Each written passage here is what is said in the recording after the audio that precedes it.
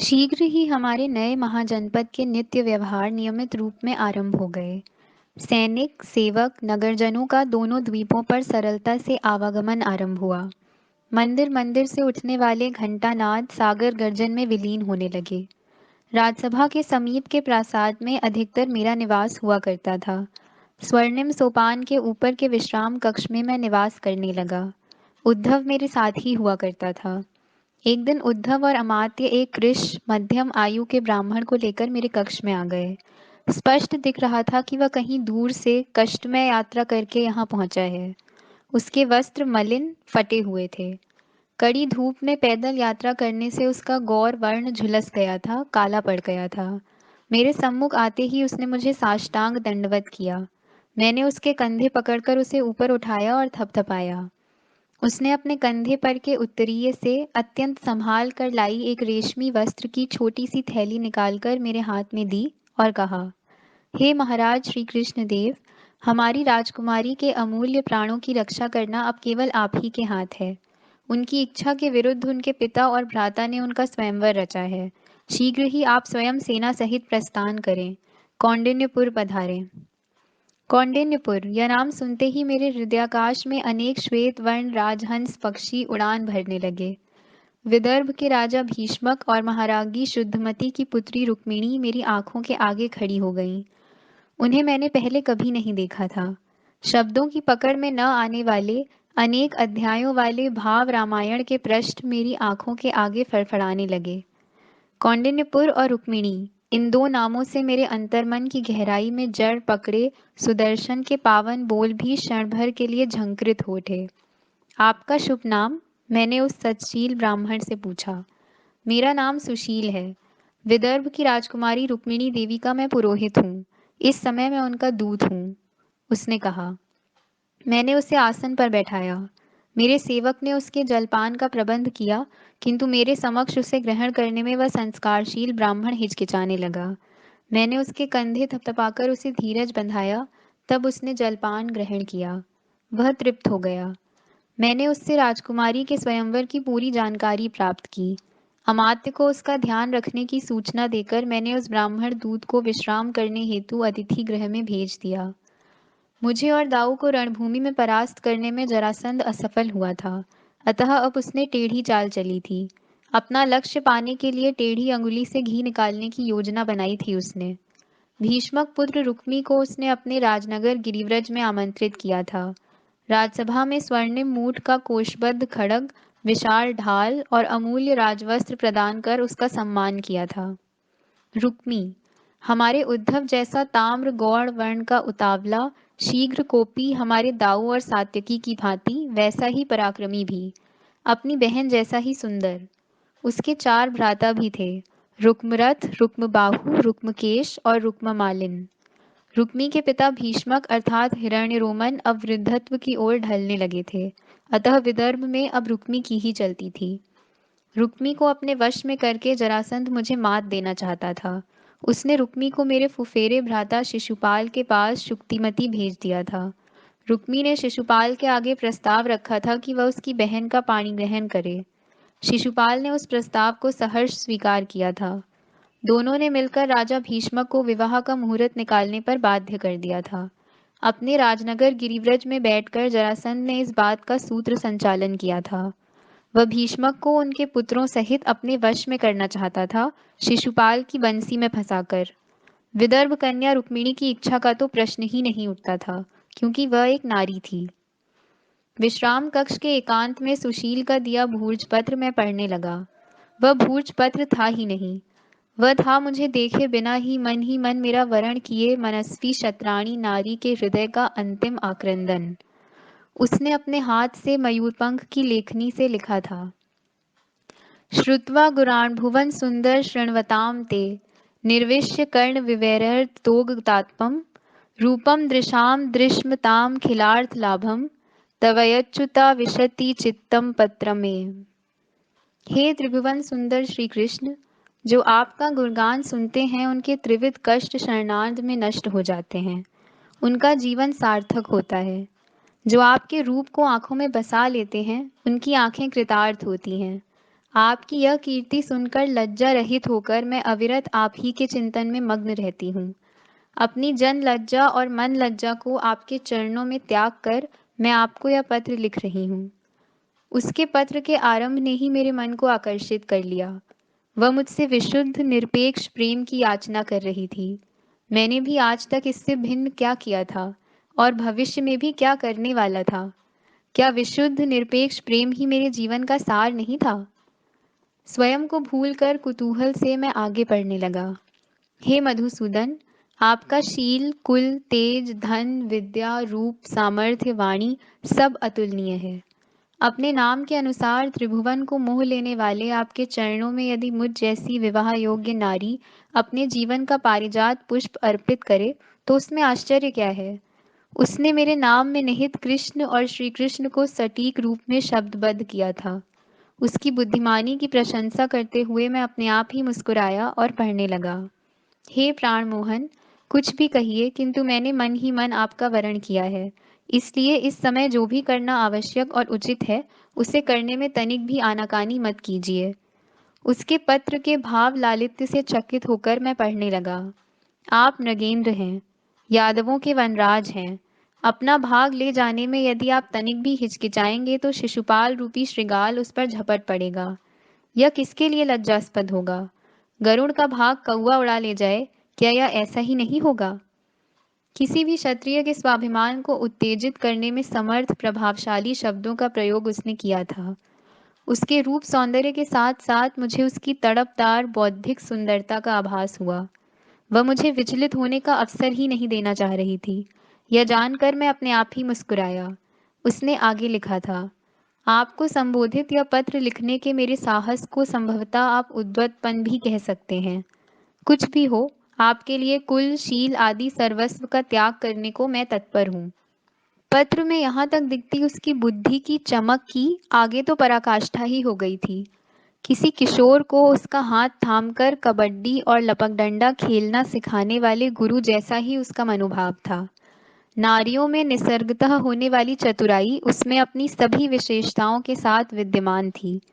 उसने लिखा था, आपको संदेह होगा कि विवाह समारंभ में आपके आने पर कुछ न कुछ बाधा खड़ी होगी, किंतु इस विषय में आप निशंक हो जाइए। विवाह के एक दिन पहले ही वधू को कौंडिन्यपुर की सीमा पर स्थित देवी अंबिका के मंदिर में देवी दर्शन के लिए ले जाने की हमारे भोजकुल की प्रथा है। जब मैं देवी अंबिका के दर्शन हेतु अपनी सखियों सहित वहां पहुंचूंगी, तब आप रथ सहित वहां उपस्थित रहिए। जैसे ही मैं देवी के दर्शन कर मंदिर से बाहर आऊंगी, आप मेरा हरण कर ले जाइए। मैंने मन से आपका वरण किया है, अतः पर स्त्री हरण का दोष आपको नहीं लगेगा। उसके स्पष्टतः सुझाए इस उपाय से मेरे गाल पर भंवर पड़ गए। मैं उत्सुकता से पढ़ने लगा कि पत्र के अंत में उसने क्या लिखा है। हे कमल नयन, सब कुछ कहने पर भी यदि आपने मेरे निवेदन को अस्वीकार कर दिया तो हे मधुसूदन, हे मनमोहन, आपका स्मरण करते करते मैं प्राण त्याग दूंगी। इस जन्म में नहीं तो अगले जन्म में आप अवश्य मेरे प्राण सखा बनेंगे। हे श्री हरि, श्रीधर, श्री कृष्ण, अपने प्राणों की ज्योति जलाकर मैं केवल आप ही की प्रतीक्षा कर रही हूँ, भूलिए नहीं। एक क्षण का भी विलंब हुआ तो हे आनंद कंद मुकुंद, हे गोविंद, मेरे लिए वह महाप्रलय की घड़ी होगी, अतः शीघ्र प्रयाण करें। पत्र के अंत के इस भाव त्रिशूल ने मुझे झंझोर डाला। मेरे किरीट में लगे विविध रंगी मोरपंख को देखते हुए स्वयं को भूले उद्धव से मैंने कहा, ऊधो, तुम बार बार पूछ रहे थे ना कि राजसभा में मेरी बाईं ओर के आसन की स्वामिनी कौन है? यही है वह, रुक्मिणी, तुम्हारी भाभी।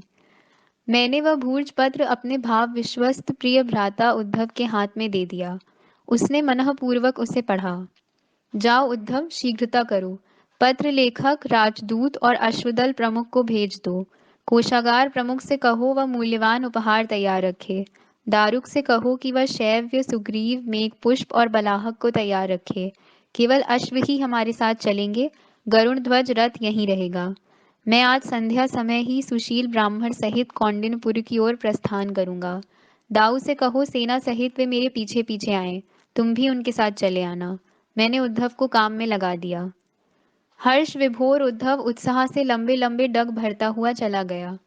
मैंने पत्र लेखक से दक्षिण दिशा के चारों यादव राजाओं को कौंडिन्यपुर आने के लिए पत्र लिखवाए और राजदूतों द्वारा भिजवा दिए। अश्वदल प्रमुख को मैंने पवन गति से दौड़ने वाले अश्व और चुने हुए हट्टे कट्टे यादव सैनिकों को तैयार रखने की आज्ञा दी। 2 बार दंडकारण्य की यात्रा करने से मैं बहुत कुछ सीख गया था। द्वारिका से कौंडिन्यपुर की यात्रा बहुत लंबी थी। इस यात्रा की सुविधा के लिए हमने विशेष दल तैयार करवाए थे। सबको तैयार रहने की आज्ञा दी गई। चक्र के आरे तीव्रता से घूमने लगे। महारागी होने पर भी हम जिसे बड़ी माँ ही कहते आए थे, उस देवकी माता के हाथों विदाई का दधी और आशीर्वाद स्वीकार कर हमने कौंडिन्यपुर की ओर प्रस्थान किया। इस बार हमने 2 सप्ताहों में ही दंडकारण्य को पार किया। अपने आगमन की सूचना देने के लिए हमने अग्रदूत को राजा भीष्मक के पास भेज दिया। उन्होंने हमारी अगवानी के लिए अपने अमात्य रुक्मवर्मा को उपहार सहित भेजा। उन्होंने हमसे सैन्य सहित नगर में आने के लिए अनुरोध किया, किंतु बहाने बनाकर मैं उसे टाल गया। हमने कौंडिन्यपुर की सीमा पर ही पड़ाव डाला। विवाह के लिए दक्षिण दिशा से कई राजा आए हुए थे। उत्तर से जरासंध, शाल्व और दंतवक्र साथ साथ उपस्थित हुए थे। नियोजित वर शिशुपाल तो कब का कौंडिन्यपुर पहुंच चुका था। जरासंध के आग्रह और आतंक के कारण अन्य भी कई नरेश ससैन्य आए हुए थे। नगर में तो तिल धरने की भी जगह नहीं थी। दक्षिण से आए हमारे 4 आप्त यादव राजा मेरी पूर्व सूचना के अनुसार नगर की दक्षिण सीमा पर ही पड़ाव डाले हुए थे। मैंने अपने विशिष्ट कृष्ण कौशल से विदर्भ के अमात्य रुक्मवर्मा से आमंत्रितों की पूरी जानकारी प्राप्त कर ली।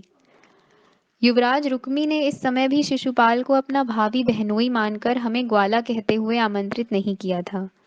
हमारे आने का समाचार सुनकर वह चौकन्ना हो गया। हमारे शिविर में भेजे गए उसके सेवक वास्तव में गुप्तचर थे। अब हमें प्रति गुप्तचरों को नियुक्त कर उनकी गतिविधियों पर दृष्टि रखते हुए पांव उठाना था।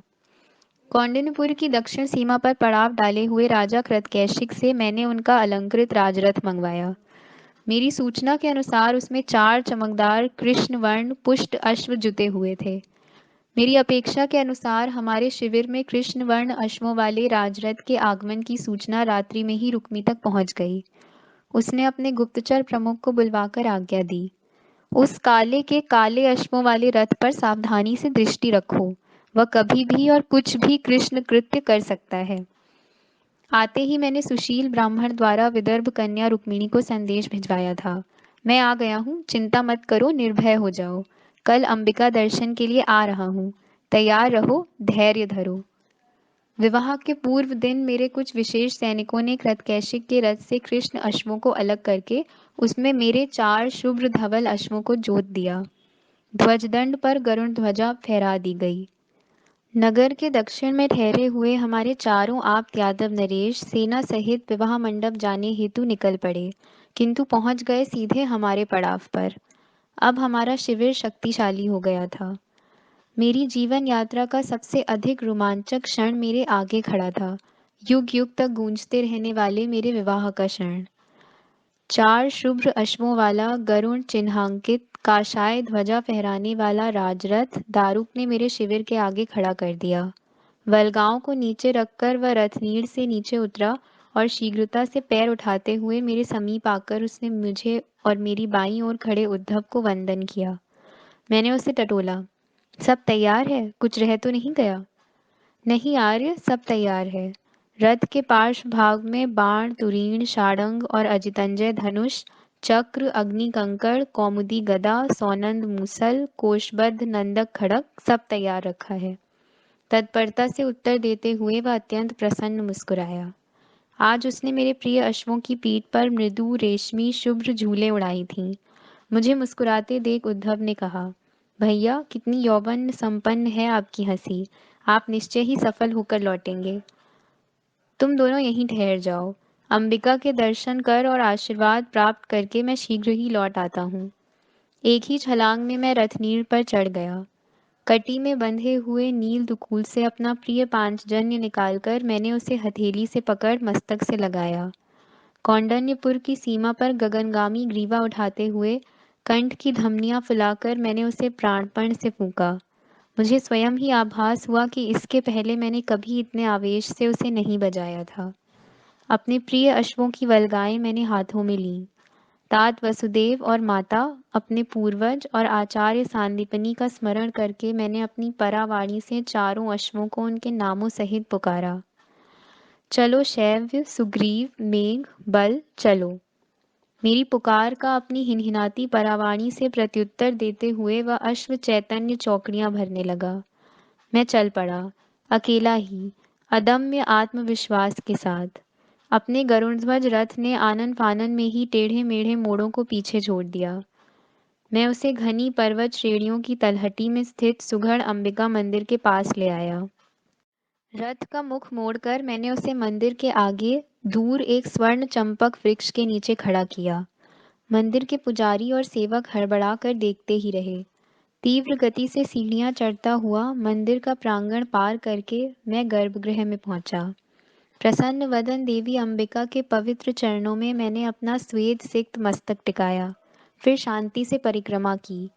प्रसाद ग्रहण करने हेतु मैंने अपनी दाहिनी हथेली पुजारी के आगे फैलाई। अब भी वह कुछ हड़बड़ाया हुआ सा ही दिख रहा था। मेरे किरीट में लगे मोरपंख और कंठ में झूलती शुभ्र धवल वैजंती माला को वह आंखें विस्फारित करके देखता रहा। मेरे स्वर्णाभूषणों पर उसकी दृष्टि घूमती रही। किसी को भी व्यू में फंसाकर उसे भ्रमित हुआ देखना मेरा प्रिय खेल रहा है। दुविधा में पड़े पुजारी का दिया गया प्रसाद मैंने ग्रहण किया। अपने कंठ से एक मौक्तिक माला उतारकर उसे भेंट करते हुए मैंने पूछा, आप नहीं गए विवाह उत्सव देखने नगर में? वधू राजकुमारी ही आएगी अब देवी के दर्शन करने। उसको आशीर्वाद देने के पश्चात चला जाऊंगा मैं नगर में राज दक्षिणा लेने। पुजारी ने हंसते हुए कहा। मौक्तिक माला की ओर देखते हुए मैं बुदबुदाया, मेरी दक्षिणा यही है। नगर की सारी भीड़ विवाह मंडप के पास जमा हो गई थी। मंदिर में अब गिने चुने लोग ही थे। अपने जीवन में विशेष भावपूर्ण स्थान पाने वाला वह मंदिर मैंने बाहर से भी चारों ओर घूमकर देखा। सीढ़ियां उतरकर मैं पुनः गरुड़ध्वज रथ में आ बैठा। विचारों में मनन हो गया। कुछ ही देर में दौड़ते अश्वों की टापों की खड़खड़ाहट सुनाई देने लगी। फिर धीरे धीरे वह बढ़ने लगी। पीछे पीछे कई वाद्यों की सम्मिश्र मधुर ध्वनियां उसमें मिल गईं। मैं चौकन्ना हो गया। कुछ ही क्षणों में सशस्त्र अश्वारोहियों ने पूरे मंदिर को घेर लिया। वधू राजकुमारी का वह संरक्षक अश्वदल था। उसके पीछे काशाय और शुभ्र वस्त्र धारण किए हुए ऋषि मुनियों ने खड़ाऊं खटखटाते हुए मंदिर के प्रांगण में प्रवेश किया। मंत्र घोष करते और बीच बीच में शंख फूंकते हुए वे सीढ़ियां चढ़कर मंदिर में चले गए। उनके पश्चात वस्त्रालंकारों से सजी हुई वधू सेविकाओं का समूह आया। देवी के चरणों में अर्पित करने के लिए उनके हाथों में फल, पुष्पमालाएं, वस्त्र, आभूषण आदि पूजा की सामग्री थी। उनके बाद वधू के साथ की आप्त स्त्रियों को लेकर भव्य रथ वहां पहुंच गए। उनके पीछे वधू के पांचों भ्राताओं के अलंकृत रथ थे। अंतिम रथ था वधू राजकुमारी रुक्मिणी का, सबसे अधिक सजाया हुआ, सबसे ऊंचा और भव्य। उसके ध्वजदंड पर भोजकुल का श्वेत राजध्वज फहरा रहा था। उपहार के थाल लिए हुए दासियों सहित राजस्त्रियों ने मंदिर में प्रवेश किया। अपने अपने अश्वों की वल्गाएं रक्षकों को सौंपकर सेनापति और विशिष्ट शस्त्रधारी रक्षकों सहित पांचों राजपुत्र मंदिर की सीढ़ियां चढ़ने लगे। अंत में सजे हुए भव्य रथ से उतरकर वधू ने अलत्तक से रंगे अपने नूपुरधारी कोमल पद धरती पर रखे। मुझे उसके केवल नूपुरधारी रक्त गौर पद कमल ही दूर से अस्पष्ट से दिखाई दिए। उसने मुख पर स्वर्ण सूत्र मंडित किनारी वाली कोमल ओढ़नी ओढ़ रखी थी। उसका तन वस्त्रालंकारों से पूर्णतः ढका हुआ था। उसके पद कमलों के अस्पष्ट दर्शन से ही मेरे मन में एक प्रकार की भाव तरंग सी उठी। मेरे अंतर मन में सुप्त रूप से स्थित सुदर्शन की दिव्य तरंगें आलोड़ित हो उठीं। अपने आप ही मेरा हाथ दुकूल में बंधे पांचजन्य पर गया। मैंने उसे होंठों से लगाकर पूरी शक्ति से फूंका। उसकी अद्भुत ध्वनि सुनकर वह चौंक पड़ी और वहीं रुक गई। मुख पर से ओढ़नी हटाकर उसने मेरे गरुड़ध्वज रथ की ओर देखा। चंद्र विकसी कुमुद पुष्प की भांति दिख रहा था उसका मुख कमल, प्रफुल्लित, यौवन संपन्न। मेरे रथ के ध्वजदंड पर लगे गरुड़ध्वज को देखकर आनंदोर्मी से उसका मुख खिल उठा, मानो लाखों स्वर्णिम गरुड़ पक्षी मैनाक पर्वत के शिखर की भांति उन्नत दिखते हुए उसके प्रसन्न मुखमंडल पर उतर आए हों। अगले ही क्षण उसने अपनी ओढ़नी पुनः ओढ़ ली। उसके पग अब निर्भयता के साथ निश्चय पूर्वक धीरे धीरे बढ़ने लगे, मंदिर की ओर। मेरा काम पूरा हुआ, उसे संकेत मिल चुका था। कुछ ही क्षणों में मंदिर के भीतर धार्मिक विधियां आरंभ हो गईं। वातावरण में असंख्य घंटानाद गूंज उठे। उसी ध्वनि में ऋषियों की शंख ध्वनि भी मिल गई। एक घटिका भर धार्मिक विधियां चलती रहीं। तत्पश्चात वधू के कर स्पर्श किए दान के थाल एक के बाद एक याचकों की भीड़ में बंटने लगे। देवी अंबिका ने प्रसन्न होकर वधू रुक्मिणी को आशीर्वाद दिया। मुझे तो वह पहले ही मिल चुका था। अब सबसे पहले ऋषि मुनियों का समूह मंदिर से बाहर आया। किसी के भी ध्यान में नहीं आया कि इस दर्शन यात्रा ने जिस क्रम से मंदिर में प्रवेश किया था, उसी क्रम से वह बाहर नहीं आई। सुशील ब्राह्मण ने मेरी सूचनाओं का पालन अचूक रूप से किया था। सारा क्रम तोड़ते हुए ऋषियों के पीछे पीछे प्रत्यक्ष रुक्मिणी ही बाहर निकल आई। उसके पीछे उसकी विशेष दासियां थीं। उसकी आंखें गरुड़ ध्वज को ही खोज रही थीं। मैंने अब तक गरुड़ ध्वज रथ को घुमाकर सीधे मंदिर की सीढ़ियों के पास खड़ा कर लिया था। वह आई, धूप में चमकते मंदिर के श्वेत सोपानों से धीरे धीरे उतरते हुए, स्फटिक के चलते फिरते शिल्प की भांति। शरद ऋतु में खिले पारिजात पुष्पों से सुगंधित प्रसन्न प्रभात की तरह। आषाढ़ के आरंभ में श्यामल मेघमाला में चमकती विद्युलता को लजाते हुए। मेरे रथ के आगे आते ही उसने ओढ़नी पीछे फेंक दी। मेरी और उसकी आंखें चार हो गईं। मौन रहकर ही हमने एक दूसरे से बहुत कुछ कह दिया। उस स्थिति में भी अपने एक रोचक विचार से मैं अपने आप ही मुस्कुराया। वैखरी, मध्यमा, पश्यंती और परावाणी से भी परे एक वाणी होती है गुरुदेव, प्रेम वाणी। उसकी गहरी काली, बड़ी बड़ी, तेजस्वी और निष्पाप आंखें मेरे किरीट के मोरपंख की मोहक, आवाहक रंग छटाओं पर गड़ गईं। उसका मुख एक अज्ञात लज्जा से आरक्त हो गया। उसके गाल पके कोकम फल जैसे दिखने लगे। क्षण मात्र में उसकी आंखें मेरी आंखों से मिल गईं, मानो हमें जन्म जन्मांतर की पहचान मिल गई हो। उसकी आंखें मेरे वक्ष पर झूलती वैजयंती माला पर पड़ती हुई मेरे चरणों पर गड़ गईं और वे फिर ऊपर नहीं उठीं। अपने जीवन में मिले व्यक्तियों में कुछ ही व्यक्ति ऐसे थे जो मुझे अपने शरीर के अंग ही प्रतीत हुए थे। वैसे ही यह भी प्रतीत हुई। यह मेरे शरीर का सबसे महत्वपूर्ण अंग, हृदय थी, दिखाई न देने वाला किंतु सदैव स्पंदित रहने वाला। मेरे अंतर्मन की गहराई से सुदर्शन की पावन मंत्र ध्वनि उछल कर ऊपर आने लगी और धमनियों से बहते हुए मेरे कानों में गूंजने लगी। मुझे स्पष्ट सुनाई देने लगा, ओम हिरण्मयेन पात्रेण सत्यस्यापिहितं मुखम। शरणार्थ में मेरी आंखों के आगे से एक निष्पाप मुखाकृति, प्रिय सखी राधा की, सरक कर लुप्त हो गई। दोनों में कुछ विलक्षण समानता थी, किंतु दोनों पूर्णतः भिन्न थीं, स्वर्ण मुद्रा के दो पहलुओं जैसी। वह आरक्त गौर, सुडौल, ऊंची, रूपवती शतराणी मुझे देखकर कंपित हो उठी। आज तक रोके रखे अश्रुकण उसकी आंखों से टपकने लगे। उसने आवेग से स्वर्णिम बंधों से बंधे मेरे पदत्राणों पर अपना श्रांत मस्तक रख दिया। वह विह्वल होकर बुदबुदाई, हे अच्युत, हे माधव, कितनी प्रतीक्षा कराएंगे? अब ले चलिए मुझे यहाँ से दूर। और तब उसका हाथ अपने हाथ में पकड़कर मैंने उसे धीरे से रथ के पृष्ठ भाग में खींच लिया। वहां से उतरकर एक ही छलांग में मैं रथनीड़ पर चढ़ गया।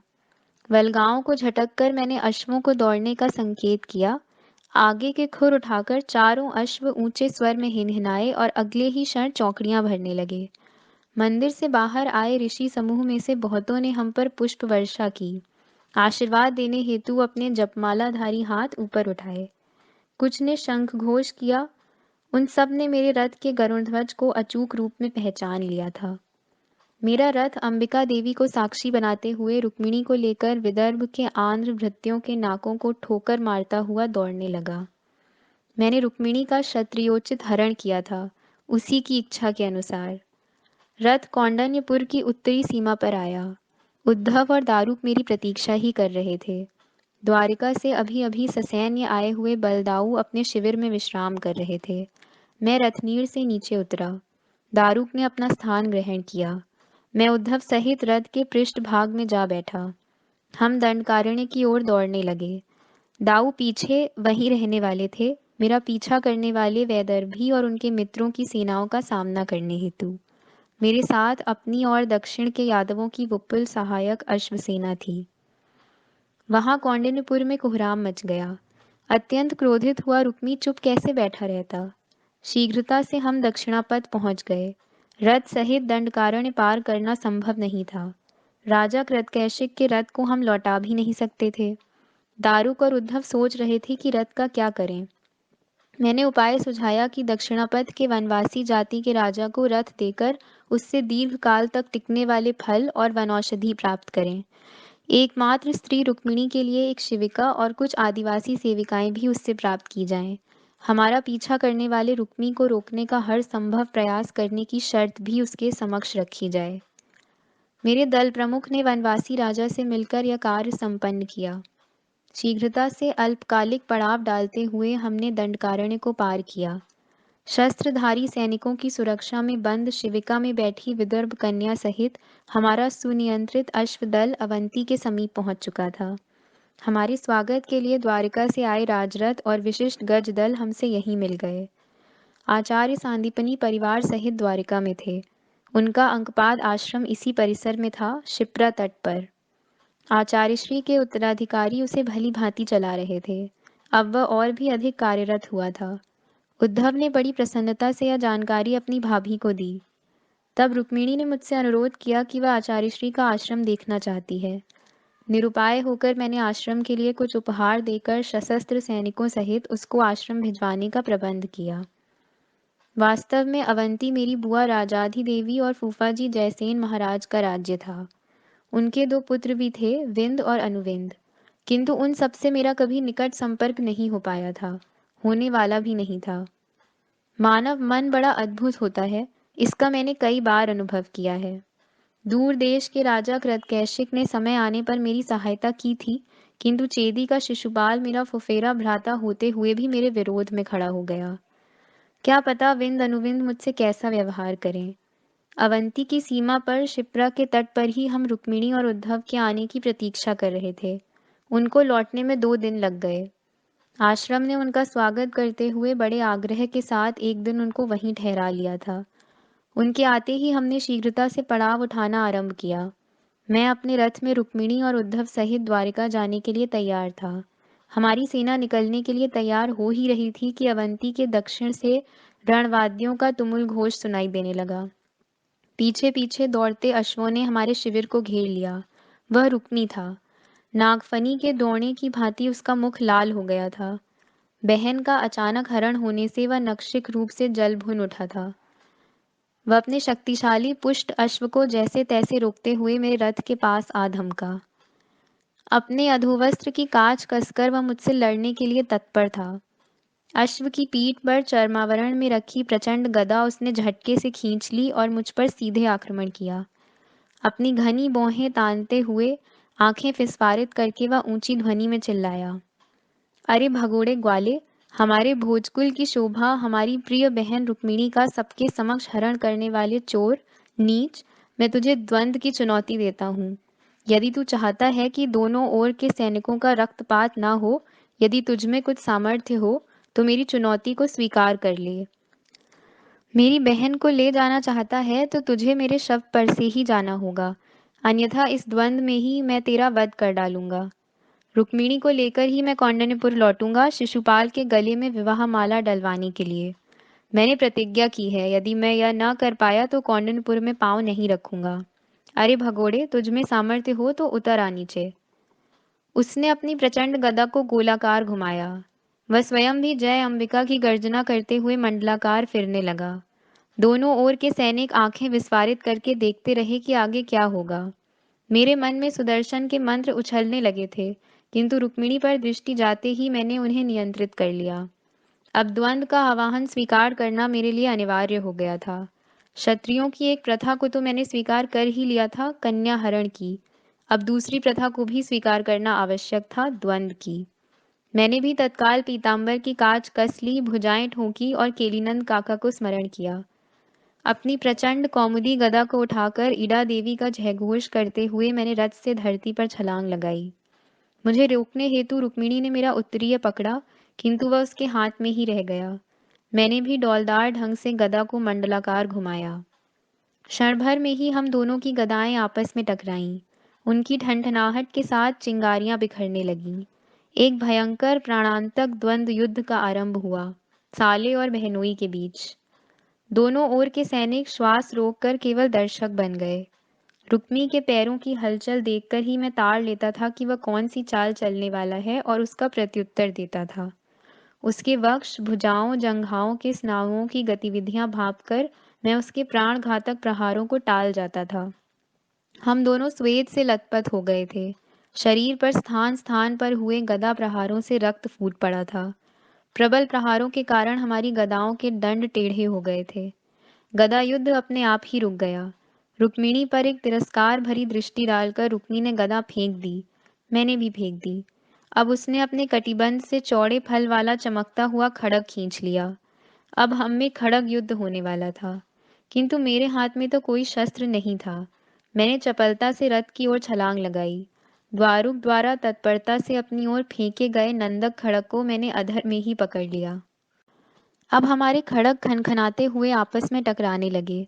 कभी हम हवा में खड्ग घुमाकर ग्रीवा पर प्रहार करना चाह रहे थे, तो कभी नीचे पिंडली की दिशा में आते हुए प्रहार को रोक रहे थे। रुक्मी निष्णात खड्ग योद्धा था। वृत्ताकार घूमते हुए और पैरों तले की घास को उद्ध्वस्त करते हुए हमारा रोमांचक खड्ग युद्ध एक घटिका तक चलता रहा। हम दोनों स्वेद से पूरे लथपथ थे। खड्ग के आघातों से आहत होकर हम ग्रीष्म ऋतु में खिलते पलाश वृक्ष की भांति रक्त वर्ण और भयावह दिखने लगे थे।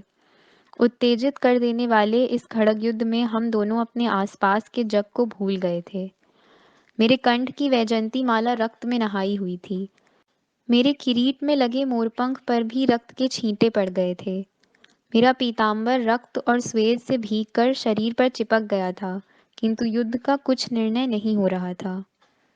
अंततः रुक्मी के खड्ग के मध्य को लक्ष्य करते हुए मैंने एक ऐसा प्रबल प्रहार किया कि उसका खड्ग दो भागों में विघटित हो गया। रुक्मी सिटपटा गया। वह जानता था कि द्वंद्व का परिणाम क्या होता है। अपने खंडित खड्ग पर मेरे प्रहार झेलता हुआ वह एक एक पग पीछे हटने लगा। खिसकते खिसकते वह मेरे रथ चक्र के निकट जा पहुंचा। कुछ समय पहले दोनों सेनाओं के समक्ष उन्मत्त तिरस्कार से निंद्य शब्दों में मेरी घोर निर्भत्सना करने वाले रुक्मी की जिह्वा अब प्राण भय के कारण तालू से चिपक गई थी। उसका श्वेत सिक्त रक्तवर्ण मुख मृत्यु के भय के कृष्ण मेघों जैसा काला पड़ गया था। अंतिम प्रहार करके उसका मस्तक धड़ से अलग करने हेतु मैंने निश्चय पूर्वक अपना खड्ग ऊपर तो उठाया, किंतु उसे नीचे नहीं ला पाया। रथ में खड़ी रुक्मिणी ने अत्यंत आवेग से उसे कसकर पकड़ लिया था। उसके हाथों से रक्त बह रहा था। उसने मुख से तो कुछ नहीं कहा, किंतु उसकी आंखें कह रही थीं, स्वामी, क्या मेरे भ्राता का वध करके ही आप मुझे, अपनी वधू को द्वारिका ले जाएंगे? इसने भूल की है। क्या आप भी उसको प्राणदान न देने की भूल करेंगे? उसकी आंखों का भाव आर्जव, उसकी गहरी करुणा मेरे हृदय को स्पर्श कर गई। मेरा निश्चय डावाडोल हो गया। मैं धीरे धीरे खड्ग नीचे ले आया। रुक्मिणी की उस करुणार्ध दृष्टि को मैं जीवन में कभी नहीं भूल पाया। मैं शांतिपूर्वक रथ पर चढ़ा। पीतांबर के छोर से माथे का स्वेद पोंछते हुए मैंने दारुक से कहा, राजकुमारी के घाव पर औषधि लेप कर दो दारुक। तत्पश्चात रथ शिप्रा के तट पर ले चलो। स्नान करने के पश्चात ही हम द्वारिका चलेंगे। इस बीच कौंडन्यपुर के युद्ध में शत्रुओं को पराजित करके लौटे बलराम भैया सेना सहित हमसे आ मिले। मुझसे प्राणदान पाया पराजित रुक्मी छटपटाता हुआ लौट गया। हमारे युद्ध स्थल को अवंती वासियों ने सहर्ष नाम दिया, गोपालपुर। रुक्मिणी सहित हम सब कुशस्थली के तट पर पहुंच गए। अग्रदूतों को द्वारिका भेज दिया गया था। एक दिन में संपूर्ण द्वारिका सुसज्जित हो उठी। घर घर पर पताकाएं फहराई गईं। जलती दीपिकाओं ने द्वारिका को आलोकित कर डाला। पुष्पमालाओं की कमानें खड़ी की गईं। अमात्य विप्रथु ने तात, दोनों माताओं और प्रचंड समूह के साथ हमारा स्वागत किया। गर्ग मुनि और आचार्य सांदीपनि ने शीघ्र ही विवाह का शिव मुहूर्त निकाला। उस मुहूर्त में विदर्भ कन्या रुक्मिणी से मेरा विवाह सभी यादवों की उपस्थिति में बड़े ठाट बाट के साथ संपन्न हुआ। तात के राज्याभिषेक के पश्चात सबको दीर्घकाल तक स्मरण रहने वाला ही यह समारोह था। असंख्य मित्र महाजनपदों से विपुल मात्रा में उपहार आए। उनसे द्वारिका के भंडार और कोषागार ठसाठस भर गए। रुक्मिणी शब्दशः हम यादवों की लक्ष्मी ही प्रमाणित हुई। कुछ दिन व्यतीत हुए। जोड़ द्वीप पर का अंतःपुर कक्ष अब तक पूरा नहीं बस पाया था, अतः रुक्मिणी अपनी सखियों और सेविकाओं सहित मेरे ही प्रासाद में रह रही थी। पहली बार उस जगमगाते सोपान की सीढ़ियां चढ़ते हुए रुककर उसने पूछा था, कितनी सारी सीढ़ियां हैं ये, किस लिए? वह अनुपम सुंदरी थी और अद्वितीय बुद्धिमती भी। यह मैं पहली ही दृष्टि भेंट में जान चुका था। मैंने हंसते हुए कहा, आर्य, जीवन भी एक सोपान ही है। बिना रुके थके हम उस पर चढ़ते रहते हैं। यह उसी का प्रतीक है। गंगा यमुना जैसी नदियों पर विश्राम हेतु घाट बनाए हुए होते हैं, वैसी ही हैं ये सीढ़ियाँ। क्यों? उस समय वह चुप रही थी। आज मैं उसको एक रुचिकर लगने वाला सुंदर उपहार देकर चकित करना चाहता था। सोपान चढ़कर मैं विश्राम कक्ष के बाहरी खंड में आया। मेरी सूचना के अनुसार सेवकों ने पहले ही बांस की टोकरियां लाकर पंक्तिबद्ध रख दी थीं। उन पर बांस के ही गोलाकार ढक्कन थे। मुझे देखते ही सेविकाएं अंतःपुर में चली गईं, रुक्मिणी को मेरे आगमन की सूचना देने हेतु। मैं रुक्मिणी की प्रतीक्षा करता हुआ स्वर्णिम आसन पर बैठ गया, अंतःपुरी द्वार के महीन पर्दे पर दृष्टि डालता हुआ। कुछ क्षण बीत गए। मुझे वे क्षण एक एक युग जैसे ही प्रतीत हुए। कुछ ही क्षणों में ध्यान देने पर ही सुनाई देने वाली एक सूक्ष्म मधुर ध्वनि सुनाई दी। उसके पीछे पीछे द्वारिका के समुद्री पवन पर आरूढ़ होकर चंदन के उबटन की सुगंध फैल गई और झीने पर्दे के पीछे से छोटी छोटी स्वर्णिम घंटिकाओं से शोभित स्वर्ण पैंजन पहना हुआ एक गौर वर्ण गदराया हुआ पग बाहर आया। उसका वर्ण पके आम्रफल जैसा सतेज था। स्वयं को भूलकर मैं उसे एकटक देखता रहा। उसका सौंदर्य आज कुछ निराला ही था। एक नटखट हंसी मेरे मुख से फूटी। शुभ्र वस्त्र से ढका अपना विपुल भृंग वर्ण केशपाश संवारती रुक्मिणी मेरे सम्मुख खड़ी हुई। विलक्षण रूप से सुंदर और सतेज दिख रही थी वह आज, संगमरमर की मूर्ति की भांति। मैंने शरारत से उसे कहा भी, सुंदर तो तुम हो ही, किंतु आज तुम कुछ अधिक ही सुंदर दिख रही हो। आज तुम्हारे पांव तुम्हारे मुखमंडल से भी अधिक सुंदर दिख रहे हैं, पके आम्रफल जैसे पीत गौर। वह लजाई। वास्तव में वह अत्यंत बुद्धिमती थी। मेरे नटखटपन को अचूक पहचानकर उसे चुटकी से उड़ाते हुए उसने कहा, अब बस भी कीजिए श्रीजी, मेरे लिए क्या भेंट लाए हैं वह तो दिखाइए। हंसते हुए टोकरियों के समीप जाकर मैंने एक टोकरी का ढक्कन खोला। मोटे मोटे तेजस्वी मोतियों से वह लबालब भरी हुई थी। मेरे मछुआरे यादव उन्हें सीपियों से निकाल कर लाए थे। प्रसन्नता से मैंने उनमें से अंजलि भर मोती उठाए। रुक्मिणी के समीप आकर उन्हें उसकी अंजलि में डालते हुए मैंने कहा, तुम सौंदर्य की खान तो हो ही, मेरे इस उपहार से आभूषण बनवाकर उन्हें धारण करने पर तुम और भी सुंदर दिखोगी। तब तो स्वर्ण में मलय चंदन की सुगंध आएगी। क्षण में उसके गाल आरक्त हो उठे। मोतियों से भरी अंजलि को वह कुछ क्षण केवल देखती रही। फिर नकार में सिर हिलाते हुए उसने कहा, नहीं आर्यश्रेष्ठ, मेरी अपेक्षा आप ही की अंजलि में ये अधिक सुंदर दिखते हैं, अधिक शोभा देते हैं। उसने पुनः अपनी अंजलि मेरी अंजलि में रिक्त कर दी। तिरछी दृष्टि से देखते हुए लजा कर वह ऐसे मधुर मुस्कुराई कि मैं हड़बड़ा गया। अंजलि के मोतियों पर दृष्टि घुमाकर मैंने उससे पूछा, मैं समझा नहीं तुम्हारा अभिप्राय। मेरे हाथों में खड़ग अथवा प्रतोद शोभा देगा, पांचजन्य शोभा देगा, किंतु मोती? अपनी लंबी लंबी घनी पलकें नचाते हुए वह अकलुष मुस्कुराई। मधुर शब्दों में बोली, इन मोतियों को भली भांति निहारें स्वामी। क्या आपके हाथों में ये आकाश जैसी हल्की नील वर्णी रंग छटा परावर्तित नहीं कर रहे? मेरी अंजलि में ये दुष्ट मोती ताम्र गौर रंग छटा को ही परावर्तित कर रहे थे। सांवला नील वर्ण आकाश सदृश होता है और सभी रंग छटाओं को वह अपने अंदर समा लेता है। क्या यह आर्य को बताना पड़ेगा? तो यह बात थी। मेरे कुछ कहने से पहले ही वह मुड़ी और पर्दे को सरकाकर मेरी दृष्टि से ओझल भी हो गई। इस प्रकार अंतर्गृह में चले जाने की शीघ्रता उसने क्यों की थी? उसने भांप लिया था कि उसके पाँव देखकर मैं जान गया हूँ कि वह ऋतुस्नात है। रुक्मिणी के आगमन के साथ मेरे जीवन का बहुरंगी गृहस्थ जीवन आरंभ हुआ था। कारीगरों ने मेरे जीवन के प्रतीक स्वर्णिम सोपानों में मेरे निर्देशानुसार एक और सीढ़ी, पांचवी सीढ़ी जोड़ दी थी। मेरे दोनों पिता और दोनों माताओं के पश्चात जिसका स्थान था, उस रुक्मिणी के नाम की। रुक्मिणी के आगमन के साथ मेरी भाव द्वारिका विविध भाव गंधों से, रंग छटाओं से संपन्न हो गई थी। उस पर एक नया ही तेज चढ़ा था।